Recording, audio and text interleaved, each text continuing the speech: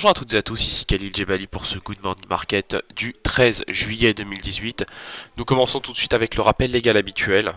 XTB France informe les participants que la présentation à venir et les informations qui vont être dispensées ne constituent pas en aucune manière une sollicitation ou incitation à acheter ou vendre des produits financiers. Voilà, nous commençons tout de suite avec le calendrier économique de ce vendredi 13 juillet. Vous le voyez, on s'intéressera principalement à l'indice des prix à l'importation et l'exportation du mois de juin aux États-Unis, l'indice préliminaire Reuters, Université du Michigan de confiance du consommateur américain pour le mois de juillet, et enfin on prendra connaissance ce jour de l'indice Bakerux d'activité pétrolière pour la semaine terminée au 13 juillet. Par ailleurs, nous voyons que les marchés européens et les contrats à terme américains évoluent en territoire positif dans le sillage des indices asiatiques. Ces derniers ont été portés par l'apaisement des tensions commerciales sino-américaines. La Chine ne souhaite pas dévoiler dès maintenant ces mesures de représailles contre les Américains. Alors évidemment, c'est interprété comme un signe d'apaisement des tensions, puisqu'en parallèle, vous avez Steven Mnuchin, secrétaire américain au Trésor, qui ouvre la porte des négociations avec la Chine, et ça, c'est quand même quelque chose d'assez positif. En outre, on s'intéressera aujourd'hui à la présentation des résultats du deuxième trimestre de JP Morgan, Wells Fargo et Citigroup. Donc le bal de la saison des résultats va commencer, enfin est déjà commencé, mais va s'intensifier ce jour, donc vendredi 13 juillet 2018. On commence tout de suite avec l'analyse de la paire euro-dollar. Donc le dollar continue de se renforcer face à toutes ses contreparties, le yuan, la livre sterling, l'euro, que vous avez notamment sous les yeux. Donc l'euro-dollar perd beaucoup de terrain, on évolue sous le seuil d'un 16,83.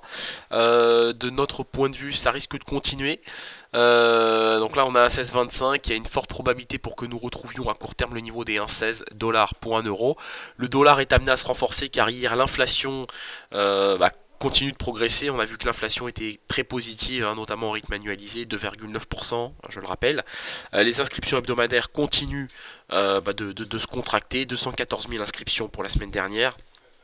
Donc pas mal de statistiques qui favorisent le dollar en plus de la politique, de la divergence de politique monétaire que nous avons entre la zone euro et les États-Unis.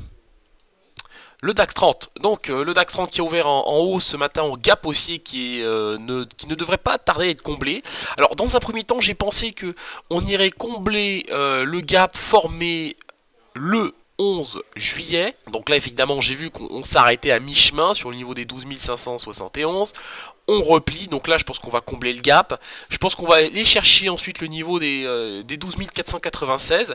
Une fois qu'on sera sur ce niveau, c'est là que ça va devenir intéressant. C'est là que ça va devenir intéressant parce qu'on aura autant de probabilités d'aller rebondir en direction des 12 589 que d'aller chercher le niveau des 12 468 points. Donc pour l'instant j'ai un biais neutre sur le DAX 30 et effectivement j'attendrai sans doute le début d'après-midi pour commencer à retrader cet indice. On passe au gold, et le gold qui, sans grande surprise, souffre de la vigueur du dollar, puisque le gold repasse désormais sous le seuil des 1241 $, il fluctue autour de 1240 $ l'once.